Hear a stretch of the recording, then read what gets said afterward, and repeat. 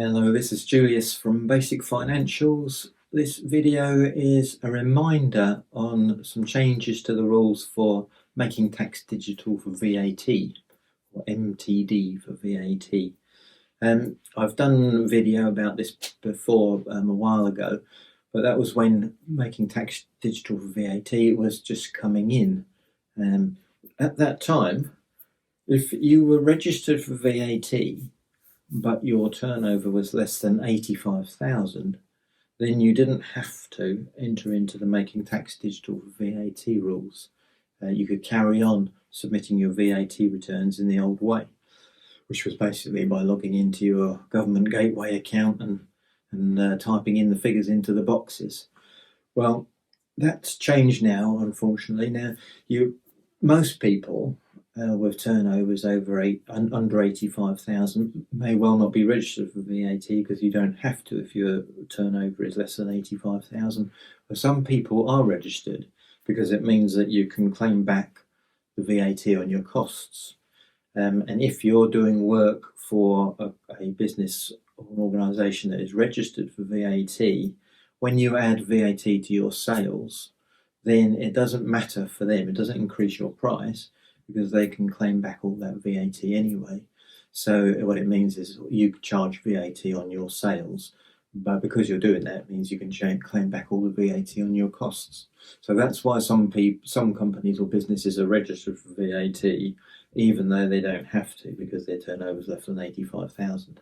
Now, the change is that for VAT returns periods beginning on or after the 1st of April 22, even those businesses now need to register for Making Tax Digital for VAT, and that means using software basically to submit your VAT returns.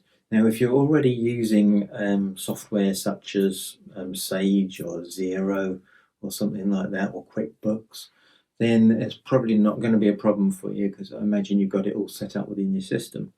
But it does still mean you'll need to register for Making Tax Digital if you haven't already done so, and to tell your software that you've registered, and then you'll start submitting through that system under Making Tax Digital for VAT rather than through the old system. But some people use Excel spreadsheets or other forms of some people even use manual records. What Making Tax Digital basically means you won't be able to use manual records anymore. It's got to be digital.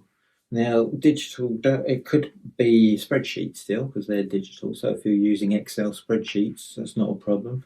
Or if you're using some sort of cash book that you bought from WH Smith's or somewhere like that, you can still, well, you can't use them, but basically you can create your own version of them on Excel, just basically formatted around the way you've been doing it.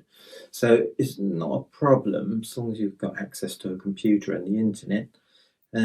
So what you will need, though, if you're using Excel spreadsheets, is something called bridging software. I've spoken about this in previous videos a few years ago.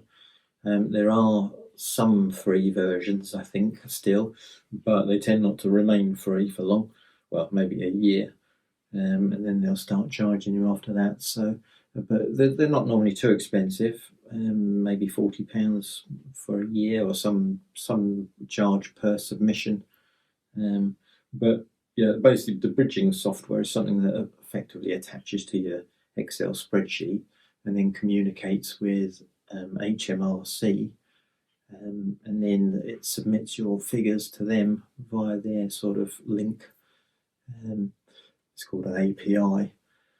So that's the change. If you're registered for VAT and you have been using the old method of just typing your figures into HMRC Gateway, you can't do that for VAT returns beginning on or after the 1st of April 2022. You'll have to either use commercial software or get some sort of bridging software for your Excel spreadsheets. I hope that helps. If you've got any questions, please leave them in the box below. And like and subscribe as usual, please. And thank you very much for listening. I'll see you again for another video soon.